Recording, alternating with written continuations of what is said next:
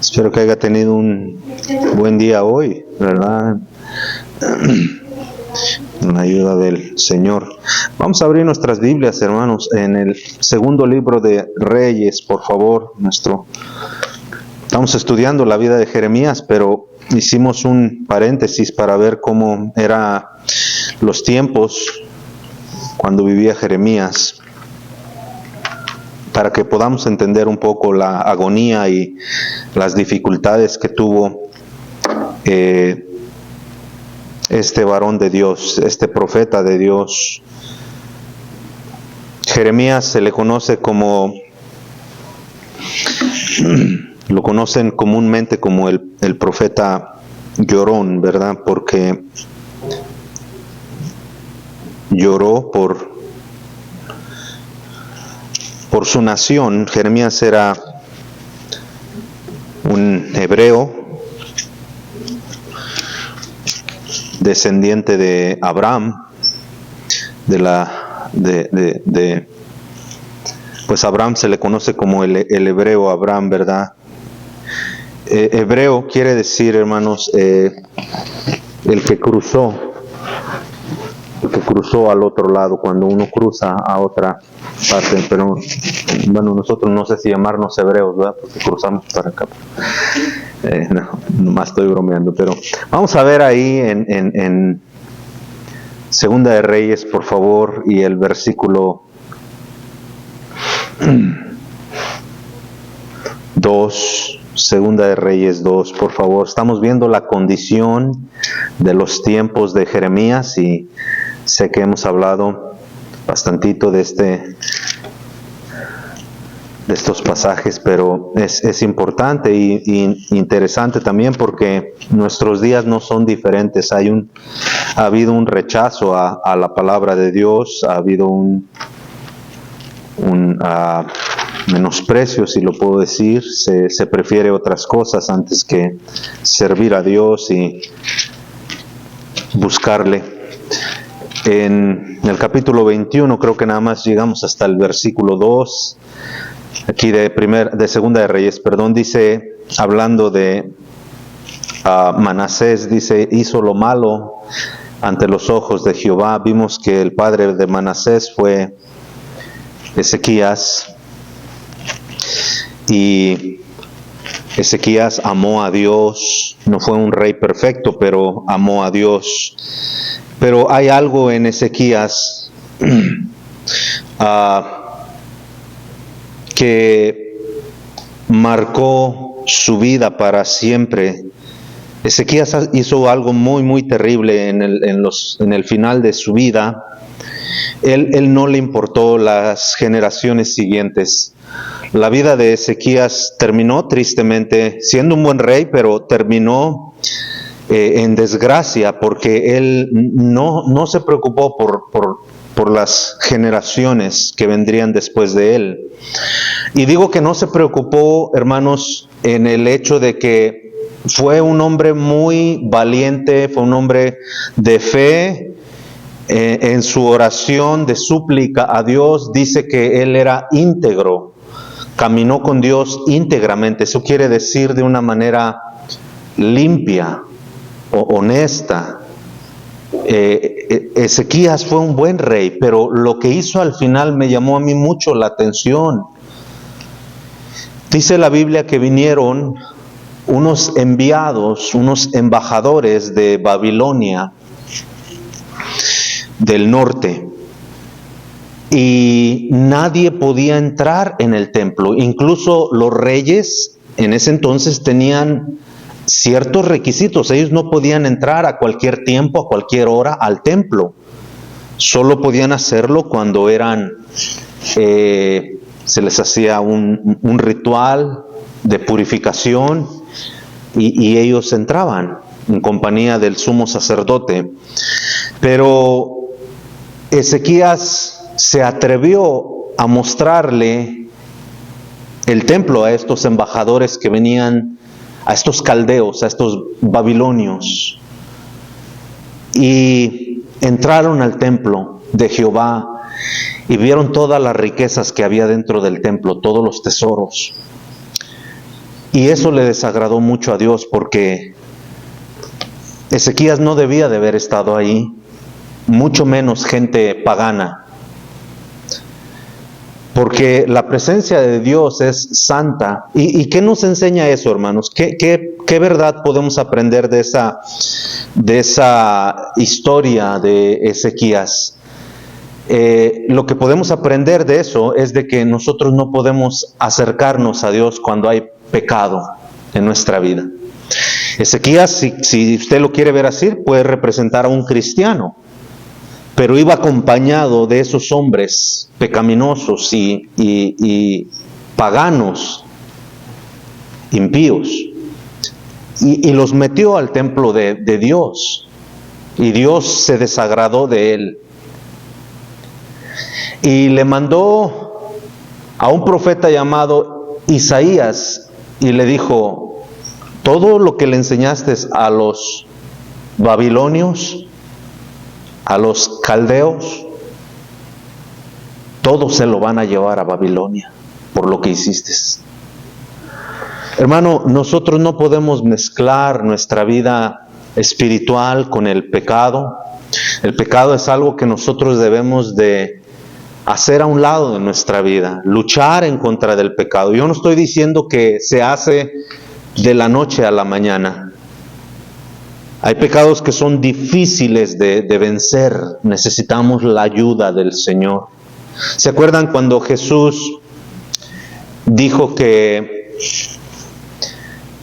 cuando expulsó a un demonio que no pudieron expulsar los apóstoles? ¿Se recuerdan de esa historia? Que le trajeron a un joven y Jesús pudo. Y después ellos le preguntaron: ¿por qué tú pudiste? Nosotros no, si nos diste la autoridad, lo hemos hecho en otras ocasiones, pero ¿por qué no lo pudimos hacer? Y Jesús les dijo, escuchen, Jesús les dijo que ese pecado, bueno, simboliza también el pecado, pero que eso que ellos pedían era algo muy difícil de hacer, y se hacía en oración y ayuno. Hermanos, hay pecados en nuestras vidas que son difíciles de vencer, y no podemos acercarnos a Dios así, y son difíciles de vencer, y nosotros solo podemos vencerlos con la ayuda de Dios, con oración, con ayuno. El ayuno, hermanos, el ayuno va acompañado de la oración, ¿verdad? Yo no sé si ustedes saben esto, pero hoy dentro de nuestro cristianismo se ha sacado muchas cosas fuera de contexto. Hay muchas iglesias cristianas carismáticas que usan el ayuno para estar en buena salud. Y qué bueno, pero ese no es el propósito del ayuno. Usan el ayuno para adelgazar.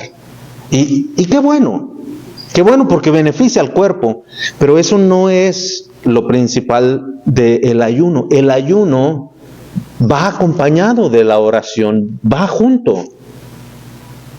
No para cambiar la mente de Dios, los propósitos de Dios, no es para eso. La oración y el ayuno son para que Dios nos dé la fortaleza, para que nosotros tengamos la cercanía de Dios y nuestra fe pueda aumentar. ¿Sí me están escuchando, hermanos? Entonces, Ezequías, que fue el padre de Manasés, cometió ese grave error. Quiso, hermanos, introdujo personas que no debieron de haber estado aquí. Y Dios le dijo que por haber hecho eso, todo lo que había dentro de la casa de Dios sería llevado, y todo el pueblo sería llevado esclavo. Ahora, recuerde, por favor, estamos hablando de la vida de Jeremías. Sé que he dado una vuelta muy larga, pero no me pierda, estamos viendo la condición de la nación para que podamos ver nuestra propia condición, hermanos, porque yo veo una similitud. Yo veo una similitud. Y hermanos, vea el grupo de hoy, ¿verdad? Tan escaso. Y usted se dio cuenta, el grupo en la mañana, el domingo, ¿verdad? Un hermoso grupo. Pero hermanos, nos hace falta alimentarnos más. Se puede tornar una religión simplemente. Los hermanos vienen el domingo, ¿verdad? Ya no se aparecen hasta el otro domingo. Y eso no ayuda a un cristiano, no lo fortalece. Entonces, yo puedo ver las similitudes que hay en los tiempos de Jeremías a nuestros tiempos. La gente puede hacerse de cosas. Los judíos estaban haciendo de cosas, tenían una gran nación. Tenían una nación poderosa, tenían una nación rica, mucho dinero. Salomón los había dejado riquísimos, inmensamente ricos. Usted lea más adelantito aquí, hay otros reyes que uno de ellos, cuando encuentra el libro de la ley, ¿verdad? Uno de ellos, ese es otro. Pero uno de los reyes manda a que se arregle la casa de Jehová y les dice, no, ya tienen que traer lo necesario para arreglar la casa de Jehová. Y dice que hicieron montones y montones. Eso fue antes de Ezequías. Hicieron montones y montones de dinero, a tal grado, hermanos, escuche bien, a tal grado de que los sacerdotes dijeron, ya no sabemos qué hacer con tanto dinero que está trayendo la gente. Algo muy diferente al día de hoy, ¿verdad? Pero entonces eran riquísimos y ellos confiaron más en su poderío, en sus riquezas, y por eso cuando Dios mandaba, como Dios que conoce el corazón, hermanos, ¿verdad? Dios nos manda a veces cierta reprensión de que, hey, te estás desviando mucho, te estás poniendo tus ojos mucho en las cosas que son temporales. Mira hacia arriba otra vez, mírame a mí, haz tesoros en el cielo. Hermanos, sí ha leído, ¿verdad? Mateo 6, 19, Jesús nos dijo que hiciéramos tesoros, ¿dónde? En el cielo. Y esos tesoros solo se pueden hacer espiritualmente, no se pueden hacer no se pueden hacer de una manera material, es espiritual. Y para hacer esos tesoros necesitamos herramientas, la fidelidad, la oración, la fidelidad a la casa de Dios, la participación, todo, hermano, lo que tiene que ver con lo espiritual. Eso es lo que hace tesoros en el cielo. Por eso le digo que es muy similar los días de Jeremías a nuestros días. Pero esa fue la manera, para dejar ya en paz a Ezequías, esa fue la manera en que terminó la vida de Ezequías, en tragedia. Ahora vemos aparecer a Manasés. Y Manasés lleva a la nación a un punto todavía más difícil, más abominable hacia con Dios. Por eso el verso 2 aquí de Segunda de Reyes dice, hizo lo malo ante los ojos de Jehová. Y vamos a ver las cosas que hizo, ¿ok?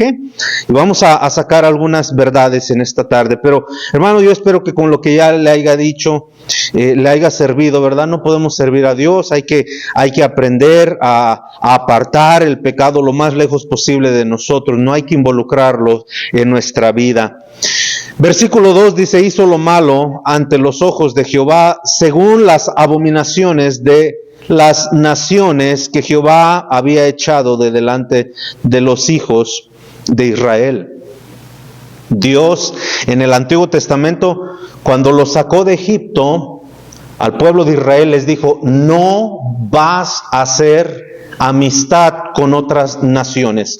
No des tus hijos en matrimonio con otras naciones, ni tomes mujeres para tus hijos de otras naciones. ¿Por qué? Y Dios les dice por qué. Dios dice, porque van a hacer cambiar su corazón, van a hacer que su corazón se rebele en contra de mí. Y eso fue lo que pasó. ¿Cierto o no? Lo podemos ver claramente en la vida de Salomón. Salomón murió con muchas mujeres y las mujeres, dice la Biblia, que cambiaron su corazón hacia otros dioses.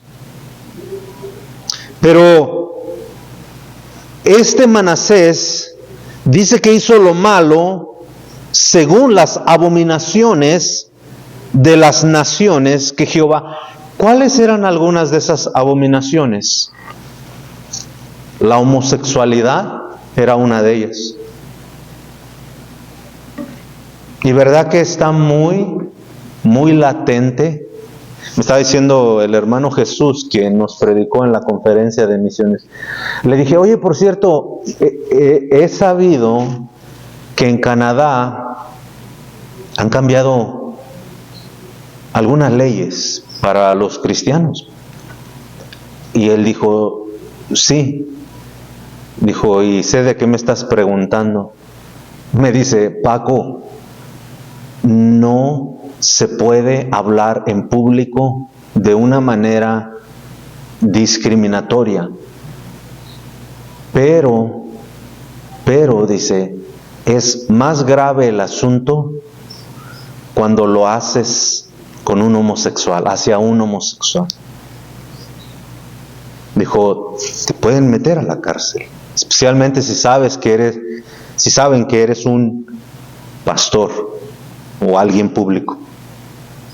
Y aceptan el homosexualismo. ¿Sabe que casi en cada ciudad, estoy hablando de las ciudades grandes, Houston, Dallas, San Francisco, Chicago, grandes ciudades, sabe que casi en todas las ciudades, si no es que en todas, aquí de los Estados Unidos, Canadá y países hispanos, sabe que hay colonias completas de gente homosexual, donde tienen sus cantinas, sus iglesias, sus tiendas decoradas como ellos quieren, y se sienten muy a gusto ahí.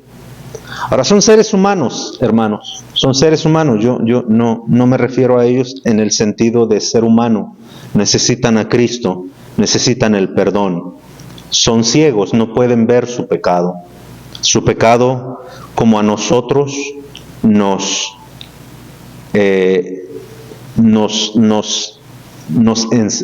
cegó. Pero sabe que algunos de los corintios, Pablo dijo que algunos de ellos eran así, que eran afeminados, que eran hombres muy pecaminosos. Pero Pablo dijo, ya habéis sido lavados. Y todo homosexual puede encontrar el perdón en Cristo. Puede salvar su alma, puede hallar misericordia en Dios. Dios no detesta al ser humano. Dios murió, y amó a... No sé nada. Ay, y al otro día, ¿dónde está Moisés? ¿Ya regresó? No, pues no. Y nunca faltó quien pensaba, a mí se me hace que Moisés se regresó a Egipto y nos dejó aquí en el desierto. No, sí, en serio, hermanos, gente pensó eso. ¿Sabe por qué? Porque le dijeron a Aarón, haznos dioses que nos lleven, que nos guíen, pero con el sentido de que nos regresen a Egipto. Fíjese nada más. ¿Y qué pasó? El obediente de Aarón dijo, bueno, pues cáiganse con una ofrenda y ahorita a ver qué sale. Y dice que todos les dieron alhajas, anillos, pulseras, todo el oro se lo dieron. Hicieron un animal, un becerro. Fíjese a qué compararon a Dios, hermano. Por eso la idolatría es tan horrible. Por eso la idolatría es tan, hermanos, es tan abominable por Dios. ¿Sabe por qué? Porque ¿cuántos de ustedes se acostumbraron? En México, desde que yo estaba niño, la gente cargaba una imagen en su cartera de algún santo, de la Virgen, ¿verdad? ¿Para qué? ¿Para qué? Para que lo cuide. Para que lo cuide. Ah, sí, fíjese, bueno, fíjese, hermanos, ahora no, con todo respeto, pero les tengo que decir la verdad, hermanos, de verdad, pero ¿sabe qué, hermanos? La idolatría hace eso de Dios, hace un pedazo de papel. Por eso Dios la detesta tanto. Hace un mono. Por eso Dios la detesta tanto. Porque es una burla hacia Dios. Toda esta gente, hermanos, toda esta gente, porque no saben, una vez más, no los estoy acusando. No saben, son ignorantes, porque no les enseñan sus líderes. Pero, hermanos, hay gente que se va de rodillas, caminando un par de millas. Ahorran, hacen un esfuerzo por ahorrar. A veces les falta arreglar el refrigerador, no tienen una lavadora, no tienen ciertas cosas que pudieran usar para hacerse la vida más fácil, y ahorran ese dinero porque su devoción, su fe está allí. Y luego van y compran una imagen. Y el que hizo esa imagen, claro que no nomás tiene una. Así como los que se dedican a la artesanía, gente que se dedica a revender, ellos compran de otros lugares, de China, de México, de Guatemala, compran en grandes cantidades y las traen en barcos y ya ellos las traen a sus casas o las revenden en internet. Pagan $2 por una vasija, por una estatua, y ellos la venden por $60, $70. ¿Sabe que los que comercian, los que hacen esas imágenes de las vírgenes, de los santos, todo eso es un comercio, es un negocio? La gente pone toda su fe en un pedazo de yeso y la cuidan. Fíjese qué irónico, qué irónico. Porque así es la idolatría. La idolatría cierra tanto los ojos, enciega a la gente tanto que se tornan tontos para pensar. Y gastan esta cantidad, queridos hermanos. Y luego obtienen su imagen de yeso, pero el yeso se rompe, ¿verdad? Porque está hueco por dentro. Y qué curioso, ¿verdad? Que tienen que ir protegiendo a sus dioses. Qué irónico. Qué irónico. Por eso Dios detesta tanto la idolatría.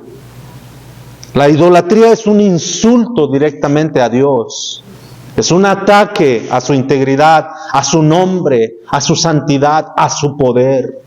No, queridos hermanos, no. Por eso nosotros no necesitamos imágenes, no colgamos imágenes. Los cristianos creemos, hermano, que nuestro Dios es poderoso. Nadie ha visto a Dios jamás, por eso no nos podemos hacer una imagen de Dios. Nadie ha visto a Dios jamás. Por eso el Salmo 115 dice que tienen ojos y no ven, oídos y no oyen, boca y no pueden hablar. Los tienen que cargar porque tienen pies pero no pueden caminar. Qué tontería tan grande. Pero una vez más, no es culpa de la gente ignora estas cosas. Es culpa de aquellos, hermano, líderes religiosos que, como los fariseos, inculcan a la gente, atemorizan a la gente de esa manera. Los enseñan a confiar en lo que no les puede dar nada más que maldición. Porque eso es lo que acarrea. Vea lo que sigue diciendo Dios, hermanos, por favor, en el verso 4. Asimismo edificó altares en la casa de Jehová. Altares. en la casa de Jehová. Dios detestaba los altares porque eran dedicados a otros dioses.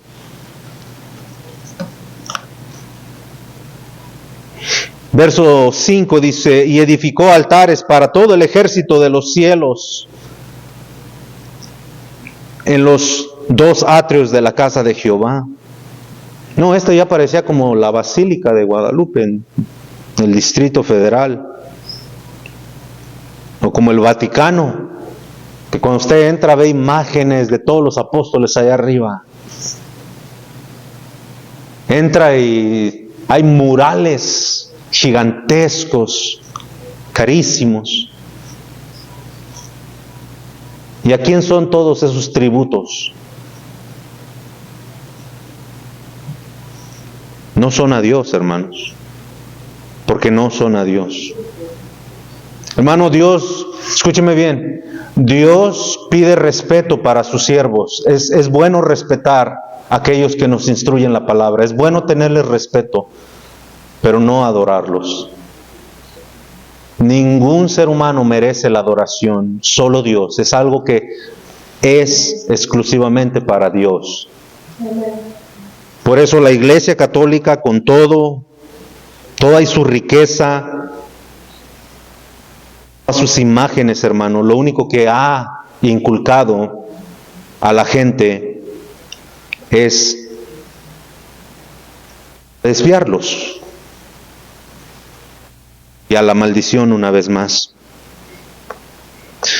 En el verso 6, mire lo que dice, verso 6, ya hablamos de la idolatría. Estas son las cosas que se hacían en aquel entonces.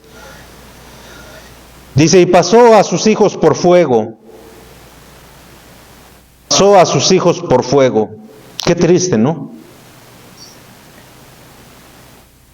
¿Qué pasaba? A ver, hermano, ¿qué se imagina usted cuando lee eso? Pasó a sus hijos por fuego. ¿Qué quiere decir? ¿Que lo pasó así arriba del fuego o qué? Mire, hicieron una estatua gigantesca de un dios llamado Baal y otros más. Pero esa estatua era hecha de bronce y tenía sus manos extendidas así como para recibir algo. Así como para recibir algo. Abajo de las manos, como eran de bronce, encendían el fuego. Y sus manos servían como un comal donde usted calienta sus tortillas. Cuando había que ofrecer sacrificios para que ese Dios pudiera tener su atención, la gente razonaba de esta manera: yo voy a hacer un verdadero sacrificio, algo que me cueste. Voy a sacrificar uno de mis hijos. Y normalmente, hermanos, lo hacían de niños menores de 8 años para abajo. Ahora, por favor, piense un poquito en lo que estoy diciendo yo. Esta tarde, cuando yo llegué, los niños más chiquitos que tenemos aquí son Mónica, Jasmine, Eleanor, y de ahí Melanie, y las demás que ya están grandes, hermanos. Pero cuando yo leo estas cosas, yo digo, ¿a qué padre, a qué madre se le ocurriría, pensaría siquiera en dejar que su hijo muriera en una muerte tan horrible? Hermano, los ponían en esas manos ardiendo, rojas, de lo caliente que estaban. Poner una criatura allí es triste, ¿no, hermano? Yo veo a mi hija y mi hija la más chiquita y todas mis hijas, pero hablando de bebés ahorita, y yo pienso y digo, no, jamás. Al contrario, los estamos protegiendo, damos nuestra vida por ellos, los cuidamos, hacemos lo que más podemos para proteger la vida de nuestros hijos, ¿verdad? Porque es nuestra descendencia, es nuestro futuro, es nuestro legado, es lo que vamos a dejar en este mundo. Y queremos sacrificar algo de nuestra vida para que ellos puedan salir adelante también. ¿Cierto o no? Pero como yo le dije, hermano, los días de Jeremías a nuestros días no son diferentes. ¿Sabe que también hoy se sacrifican los niños? ¿Y sabe a qué Dios se los sacrifican? Al Dios placer, al Dios sexo. Esta es la vida que estamos viviendo hoy en día, hermanos. Jovencitas de 10 a 12 años tienen condones dentro de sus bolsitas, pastillas anticonceptivas, porque se ha creado la idea de que el sexo libre es algo saludable para la persona.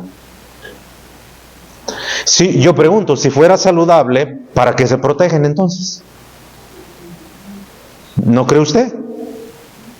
Los psicólogos dicen que los jóvenes deben de practicar su sexualidad desde mucho antes de casarse. Porque dicen que es sano. Eso dicen los psicólogos. Pero una vez más, yo pregunto, si es sano, entonces ¿para qué se protegen?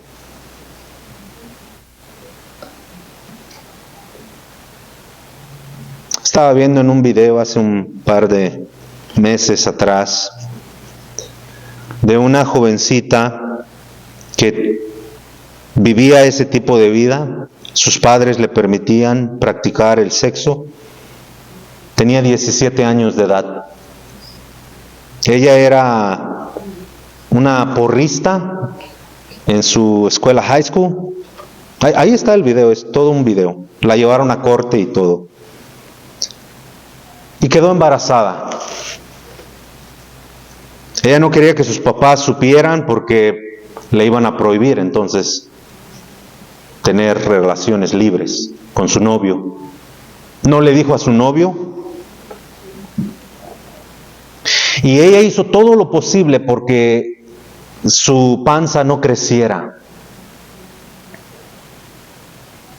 ¿Cómo, hermanos? No lo sé. No lo sé. Hay videos de ella cuando ya tenía 6 meses de embarazo y su cuerpo estaba normal. ¿Qué hacía? No lo sé. Pero en el séptimo mes,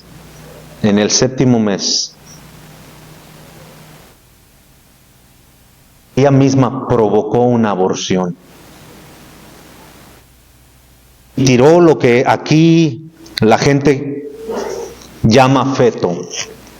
No lo consideran una vida todavía. Y lo fue y lo enterró a las 4 de la mañana en una de las jardineras de su mamá.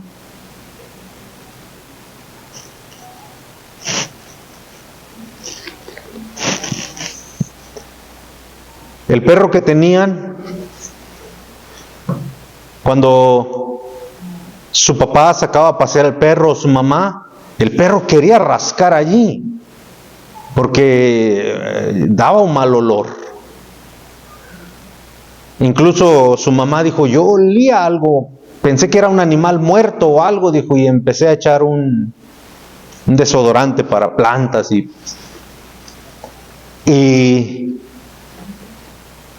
en una ocasión se salió el perro y rascó. Y cuando fueron a traerlo, se dieron cuenta que había un mono, un monito, un muñequito. Como si fuera un muñeco de plástico, envueltito, así, arrugado. Y la mamá que lo vio, pensó que era un animal y dijo, ay, ay, ay, le dijo a su papá, a su esposo, hay un animal muerto allá afuera. Por eso el perro andaba ahí. Cuando lo descubrieron, hermanos, era un bebé. La policía no se quedó con las manos cruzadas y lograron dar con la verdad. Llevaron a la corte a la muchacha de 17 años, pero como tiene 17 años, hermanos, ¿verdad? Y como es un feto, pues, ¿que a quién le importa un feto, hermano? Pero ¿qué si ese feto hubiera sido usted? ¿Se ha dado cuenta, hermanos, cómo crecen los niños cuando son abandonados?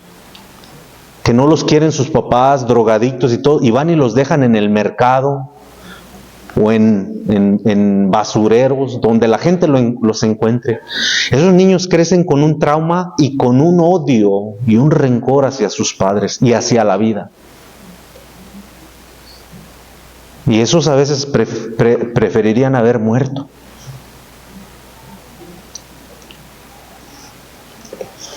Por eso le digo, hermano, que la vida que vivimos nosotros hoy en día no es diferente a la vida que vivía Jeremías. No es diferente. Así como esta gente ofrendaba a sus hijos a ese Dios que ellos creían que encontrarían favor en él, sacrificaban a sus hijos, mataban a sus hijos, y como si nada. Si ustedes se dieran cuenta, año con año hacen maratones, hacen marchas a favor del aborto. Y este año, en mayo, normalmente se hacen en mayo, este año no fue la diferencia. Y ahí usted puede ver en Washington, en California, que es donde más se ve, en Washington porque está el Congreso y en California porque ahí está toda esa bola de perversos. Pero las gentes, en su mayoría, mujeres obviamente, porque son las que pueden dar a luz. Y ellas dicen, mi decisión, mi cuerpo, mi decisión. Unos cartelones, unos letreros bien grandes. Mi cuerpo, mi decisión. Es increíble, queridos hermanos, la vida que se vive hoy en día, la poca conciencia que tenemos los seres humanos de que algún día daremos cuenta a Dios. Mire, Marruecos fue, en Marruecos el temblor, ¿alguien lo vio? ¿Fue en Marruecos?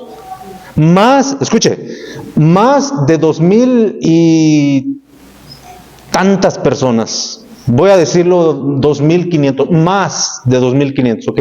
Sé que son más de 2,000, pero no recuerdo cuántos cienes más. Más de 2,500 en un solo día. Murieron. ¿Cuántos murieron? El 11, hace un par de días atrás. ¿Cuándo fue el 11? El 11 fue el lunes. El lunes, no, el martes, el domingo me parece, algo así. Lunes o el domingo, no recuerdo. El 11 de septiembre. ¿Qué se recuerda el 11 de septiembre? En todos los noticieros, todos, sin faltar alguno, hispanos, chinos, lo que sea.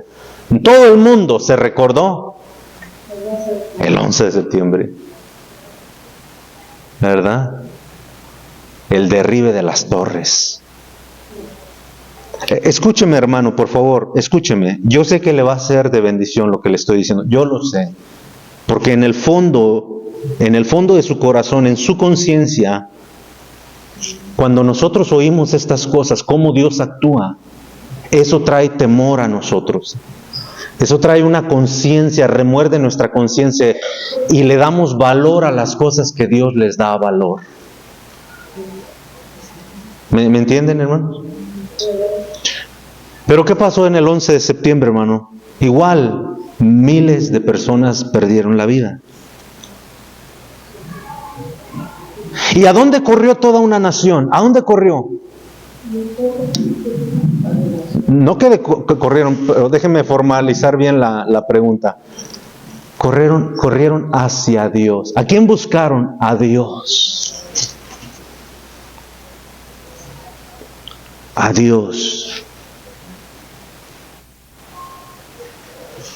Porque claro, Dios es como la llanta de refacción. Él tiene que estar bien listo para cuando se necesite. Mayoría de los días, del tiempo, mándelo hasta mero atrás, ni se acuerde de él. Ahí meta encaje a Dios. Pero que no se le ocurra a Dios no estar listo cuando tenemos una necesidad. Hermanos, así es el ser humano. Nos olvidamos que Dios es el que tiene el control. Así como estos hebreos se olvidaron que Dios era el que tenía el control, no sus riquezas, no su poderío militar, nada de lo que ellos poseían era su esperanza. Dios siempre ha querido ser nuestra esperanza. Pero el ser humano así es. Ahorita recapacitamos y al rato se nos olvida. Y algo trágico Dios deja en nuestras vidas que pase. ¿Y a dónde cree que corremos? A buscar a Dios. Igual, como si fuera, una vez más, la llanta de refacción. ¿Cuánto cristiano no toma a Dios de esa manera, hermanos? Mire, en los años 50, 40 y 50, hasta principios de los 60, si usted quiere buscarlo, aquí en los Estados Unidos, porque estas cosas solo se vieron en Estados Unidos, hermanos, que fue un país fundado cristianamente, bajo el temor de la palabra de Dios. Sabe que los días miércoles, la mayoría de los establecimientos públicos cerraban a las 2 de la tarde porque había servicio, simple y sencillamente porque había servicios en la mayoría de las iglesias. ¿Usted ha visto estos templos tan gigantescos de 2,000, 3,000 personas? Vacíos hoy en día, por cierto. Pues en aquellas épocas era cuando se llenaba. ¿Sabe por qué, hermanos? Porque la gente tenía temor de Dios. Pero hoy ya no tenemos temor de Dios. Hoy nuestro Dios ha llegado a tomar, ¿sabe cuál? La cajuela. La cajuela.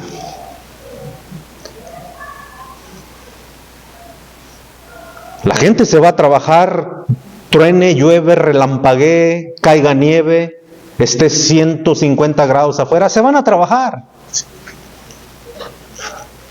Pero cuando hay que venir, hermanos, a alabar a nuestro Dios, a rendir respeto solamente con mi presencia, yo vengo porque eres tan importante, Señor. No entiendo mucho, pero simplemente estoy aquí porque tú eres muy importante en mi vida.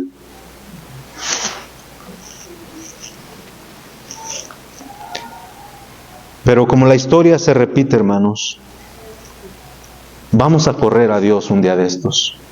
No a correrlo, porque ya está corrido desde cuándo, sino vamos a querer correr hacia Él.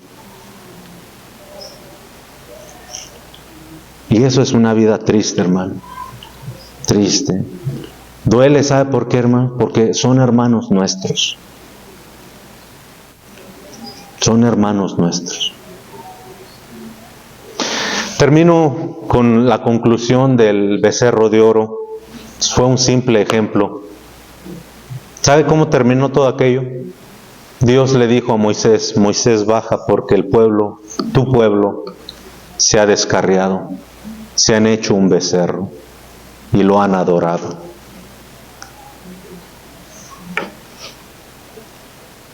Fíjese la misericordia de Dios, Dios mandó una vez más una advertencia antes.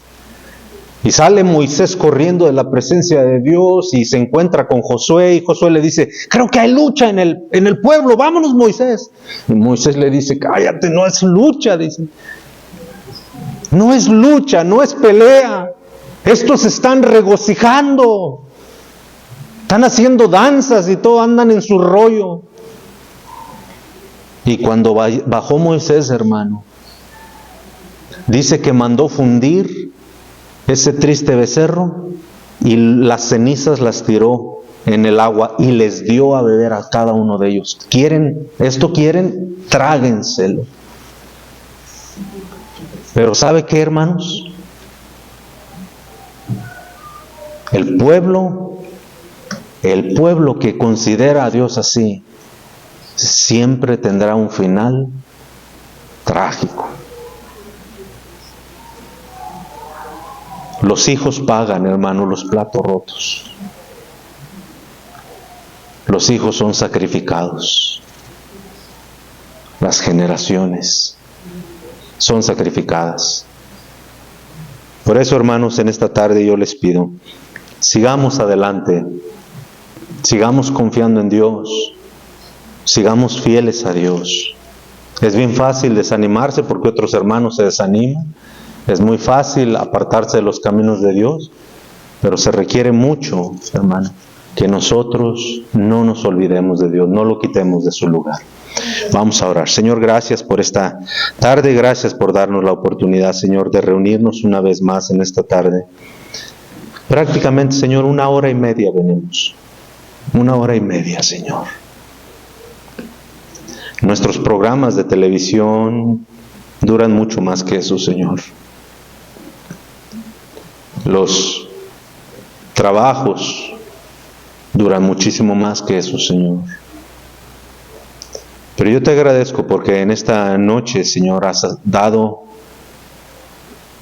palabra a cada uno de nosotros. Nuestra conciencia, Señor, tal vez fue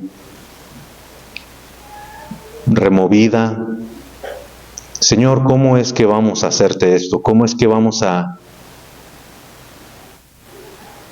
solamente acudir a ti cuando estamos metidos en problemas, necesidad? Oh, Señor, yo te agradezco, Señor, por gente que te ama, gente que es fiel, gente que te respeta, que sabe lo que es un servicio. Pero ningún pueblo rebelde ha terminado, Señor. Ha terminado bien, ninguno. Todos han terminado en tragedia. Todos. Señor, ayúdanos a no hacer como las otras naciones. Ayúdanos, Señor, a apartarnos cada vez más del pecado. Sí sabemos que a veces es difícil con algunos, Señor, pero con tu fuerza, todo, Señor, todo lo podemos hacer. Ayúdanos, por favor. Bendice a cada uno de estos hermanos que algunos de nosotros nos venimos bajo la lluvia, pero aquí, Señor, parece que no llovió tanto. Gracias por protegernos, traernos aquí de regreso, Señor. Yo te pido, Señor, que nuestros hijos puedan ver en algunos de nosotros, Señor, la fidelidad a ti. Y que tú provoques en su corazón el deseo de también ellos seguir llevando en alto, Señor, el temor hacia ti, Señor. Pero no el miedo, sino el temor reverente, el temor de respeto. Gracias, Padre, por todo lo que nos has dado. Bendice a estos hermanos que pudieron venir. Señor, las hermanas que tomarán sus minutos, Señor, de su tiempo de oración. Escucha, por favor. Te pido que atiendas, Señor, a su ruego. Gracias, Señor, por todo lo que nos has dado. En el nombre de Jesús. Amén. Dios les bendiga, hermanas. Que pasen buenas tardes.